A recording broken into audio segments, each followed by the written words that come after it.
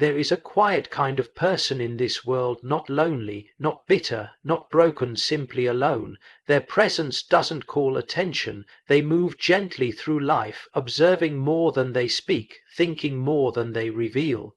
To many they appear distant, perhaps even cold, but appearances deceive. Often they are carrying a depth that the noise of ordinary life cannot easily contain. From a young age, most of us are taught to believe that value is measured by numbers. How many friends we have, how many people laugh with us, how many crowds we can enter without feeling out of place. The world celebrates visibility. It rewards the loud, the social, the constantly connected.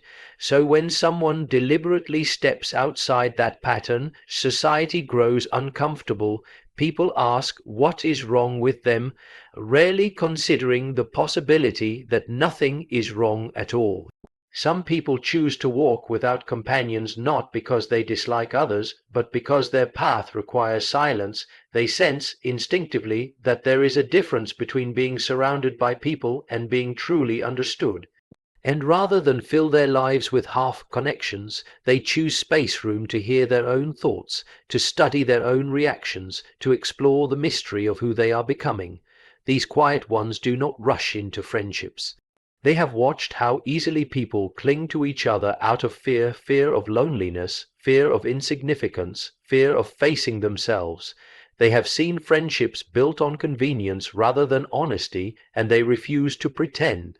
They would rather sit alone in a room than sit among people who speak loudly yet say nothing meaningful. Their solitude is not rebellion, it is listening. When life becomes too crowded, their inner voice fades. They notice they begin to act rather than feel, to perform rather than live, so they withdraw a little not to disappear, but to recover something essential. In that silence they discover subtle truths about themselves, their motivations, their wounds, their longings, and their limits. What others call isolation, they experience as clarity, and yes, they sometimes feel misunderstood. When the world expects constant social engagement, those who choose quiet are easily labeled as strange or unfriendly. Yet inside, many of them possess a deep sensitivity, the kind that absorbs emotions, remembers details, and reflects for days on a single conversation. Crowds overwhelm them not because they are weak, but because they are attuned. Their choice to avoid constant companionship is often an act of responsibility, a commitment to protect what is still forming inside them. It is not a rejection of humanity. It is a patient, careful approach to it.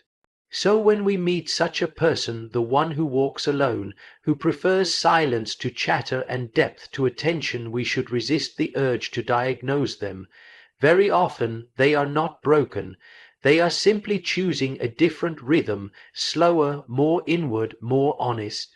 And sometimes that rhythm is exactly what the soul requires to grow. Inside every human being exists an inner landscape, wide, complex, and often unexplored. It is a territory of dreams carried from childhood, fears inherited from experience, and questions that reach beyond the surface of daily life. Most people pass through this landscape quickly, distracted by the demands of routine and the constant presence of others. But some choose to linger there. They sense that what happens internally is just as real, perhaps even more real, than what unfolds outside. For many, friendships function like mirrors placed around them. These mirrors reflect how others see them, agreeable, funny, reliable, successful, or whatever role they have unconsciously learned to play. Over time, a person may begin to mistake these reflections for identity. They laugh when expected, share when expected, conform when expected, all to maintain belonging. Yet deep within, another voice whispers, "Is this truly me?" The individuals who choose periods of solitude respond to that whisper. They step away from the mirrors so they can finally look inward without interruption. In silence, they begin to notice layers of themselves that everyday social life rarely acknowledges. They observe their reactions, why certain words wound them, why particular situations make them uneasy, why some dreams refuse to fade. Instead of pushing these insights aside, they sit with them. This process is not always peaceful. To turn inward is to encounter emotions long ignored, grief that never received language, envy that hides behind politeness, anger buried under years of obedience. The inner landscape contains both beauty and shadow. Those who prefer solitude understand that facing these parts of themselves is uncomfortable but necessary. They realize they cannot build genuine friendships if they do not first understand what within them longs for connection and what within them fears it. In this space of self-reflection, solitude becomes more than absence, it becomes a classroom. They learn that not every thought deserves obedience, not every fear speaks truth, and not every desire leads to fulfillment. They begin to distinguish between the expectations imposed on them and the deeper values quietly shaping their choices. Slowly, they gain a clearer sense of authenticity. Meanwhile, the world may continue to misinterpret their quiet withdrawal. Others assume they have lost interest in life or become self-centered, but inwardly they are training their awareness. They are learning to observe their emotions without being ruled by them, to listen to intuition without dismissing reason, and to recognize how deeply their past influences their present reactions. For these individuals, solitude is not a wall but a window. It allows them to see themselves and the world with greater honesty, and as they travel further into their inner landscape, they discover something paradoxical. The deeper they go within, the more compassion they feel for others. Understanding their own fears helps them recognize the hidden fears in those around them. Knowing their own wounds makes them gentle toward the wounds of others. This is why some people choose stretches of life with few or no friends. It is not a rejection of human connection, but a deep preparation for it. They are learning who they are beneath every expectation so that, one day, when they do step back into friendships, they can do so with authenticity rather than performance. Real transformation rarely takes place in the middle of constant noise. Crowds can inspire, motivate, and entertain, but they can also distract. When a person is surrounded by opinions, expectations, and judgments, it becomes difficult to hear the quieter movements of the soul. Growth often begins when someone finally sits alone and allows their inner contradictions to rise to the surface. Within every person, there is a meeting place of opposites. One part longs to be strong, while another trembles with insecurity. One part seeks approval, while another quietly rebels. There is a desire to belong, and at the same time, a desire to remain independent. These forces tug in different directions, and many people never pause long enough to observe the tension. They simply follow whichever impulse is loudest, but those who choose solitude step back and watch this inner struggle. They begin to recognize patterns, why they react defensively, why they crave validation, why certain criticisms hurt more than others. Instead of burying these conflicts, they let them speak. In doing so, they slowly craft a more unified sense of self. Solitude becomes their workshop, a place where confusion is examined, emotions are named, and identity is forged through honest confrontation. However, not everyone who walks alone does so purely out of philosophical curiosity. For many, solitude has been shaped by painful histories of broken trust. They have confided in friends only to see their stories twisted into gossip. They have offered loyalty and found manipulation in return. They have learned that some friendships demand self-betrayal, the subtle pressure to laugh at what they do not find funny, agree with what they truly doubt, or remain silent about what matters most. Experiences like these do not simply fade, they carve deep caution into the heart. When someone has been betrayed, closeness begins to feel dangerous, words feel heavy, promises feel fragile. And so they retreat not because they hate people, but because they have learned how much vulnerability can cost. Their solitude becomes a shield. It protects the fragile parts of themselves that are still healing. It gives them time to rebuild trust, first within themselves, trust in their perceptions, their boundaries, and their instincts. They learn to say inwardly, if something feels wrong, I don't have to ignore it for the sake of keeping peace.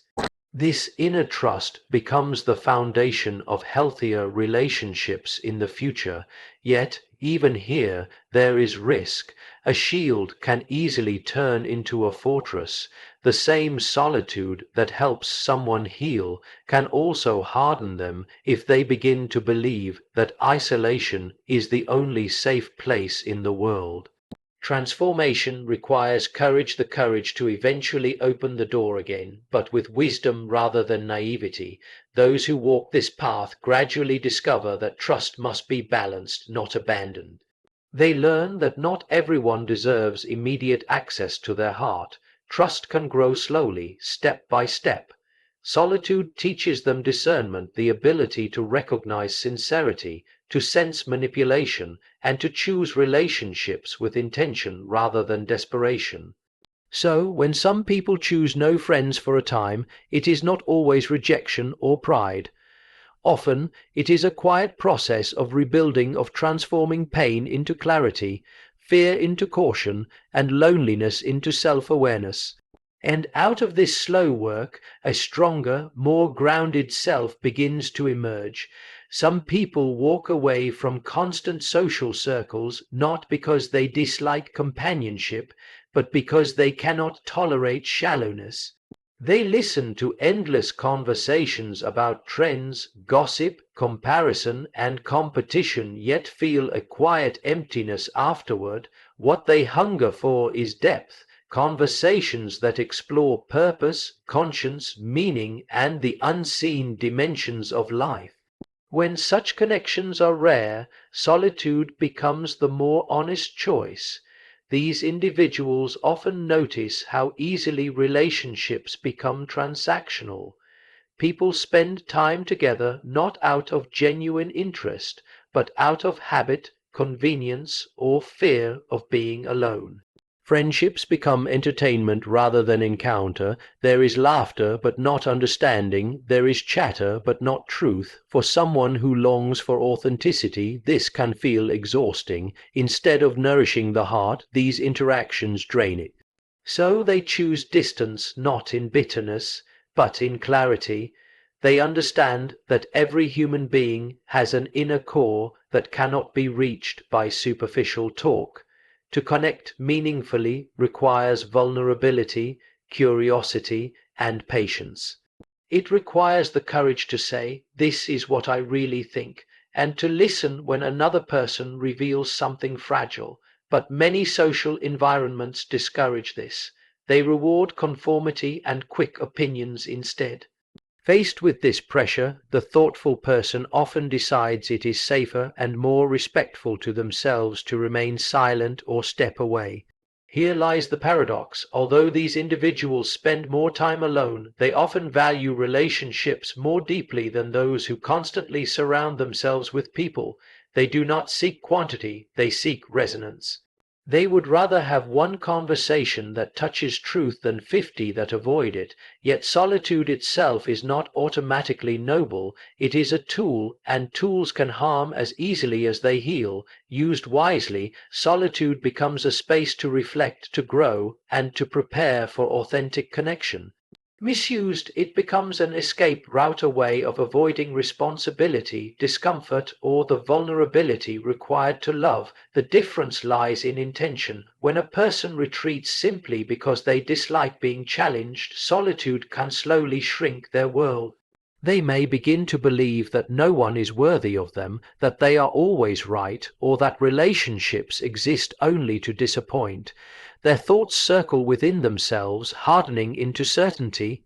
Without the balancing influence of genuine dialogue, they risk losing empathy. But when someone chooses quiet with humility, when they step back not to judge others, But to understand themselves, solitude expands them.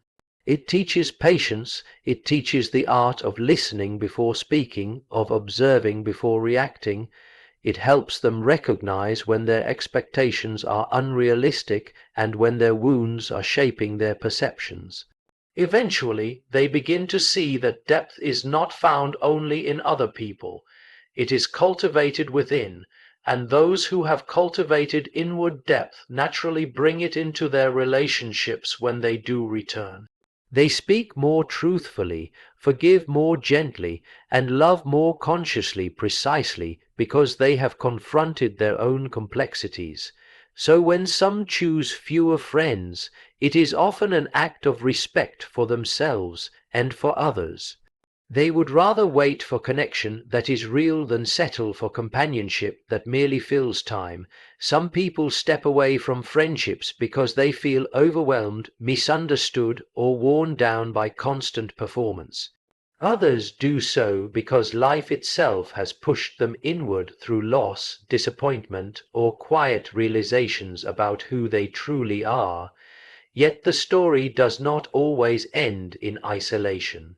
Often, solitude becomes a transition rather than a destination, a period of rebuilding before a gentler, wiser return to the world. When someone spends time alone, they gradually learn something essential. They are responsible for the state of their own inner life. They begin to see how easily they once shaped themselves around the expectations of others. They notice how often they agreed when they wanted to say no, or stayed silent when something deeply mattered. Solitude exposes these patterns, and in that exposure, growth begins. In withdrawing for a season, they are not running from life, they are relearning how to live it. They start asking questions they once avoided. What kind of people help me become better? Why do certain situations drain me? Where do I compromise my values just to belong? Bit by bit, honesty replaces self-deception. A clearer sense of identity forms. They begin to understand their boundaries not as walls, but as guiding lines that protect their dignity and peace. Meanwhile, something else softens inside them. When they face their own fears, insecurities, and wounds, they become less judgmental toward others. They realize that every person carries invisible battles. The friend who speaks too loudly may be covering his own insecurity. The one who withdraws may be protecting a fragile heart. Instead of reacting defensively, they begin to respond with quiet understanding. At this stage, some feel a natural stirring to re-enter relationships, but differently than before. They no longer chase connection out of desperation. They do not collect people merely to feel important. Instead, they look for alignment, shared honesty, mutual respect, spaces where silence is comfortable and vulnerability is safe. Friendship becomes something sacred, a meeting of two whole individuals rather than two lonely people trying to escape themselves. Yet the return is gradual. Trust is rebuilt step by step. They learn to reveal themselves in layers, paying attention to how others respond. They know they are not obligated to remain in spaces that continually harm their inner peace. This time, they are guided not by fear of being alone, but by commitment to living truthfully. And even if they choose to remain largely solitary, their solitude is different now, not heavy with bitterness, but calm with purpose. So when we ask, why do some people choose no friends? The answers are rarely simple. Some are healing unseen wounds. Some are protecting something delicate inside. Some are choosing depth over noise, authenticity over performance. And some are preparing quietly for relationships that will one day be healthier and more genuine than those they once knew. Let us resist the urge to judge them. The path inward can be one of the hardest journeys a person ever takes. But for many, it leads to a stronger, more compassionate return where friendship is no longer a mask or a dependency, but a gift freely offered from a grounded, honest self.